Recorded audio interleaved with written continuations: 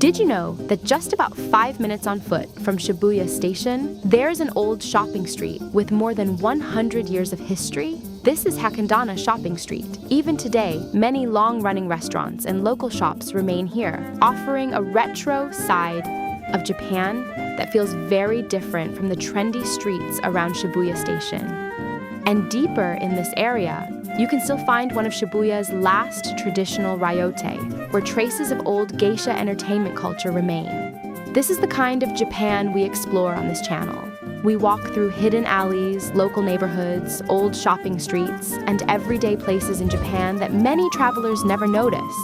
But we do not only introduce old restaurants.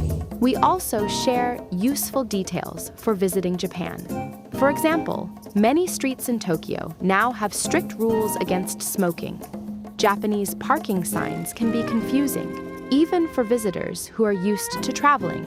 And sometimes, in the middle of a quiet residential neighborhood, you may suddenly find a natural hot spring facility open until late at night. From old local streets to newly opened trend spots, this channel introduces the kind of Japan that guidebooks often miss. If you want to discover the real streets of Japan, please subscribe and enjoy our full walking videos. And if there is a city or neighborhood you want to see, please leave a comment.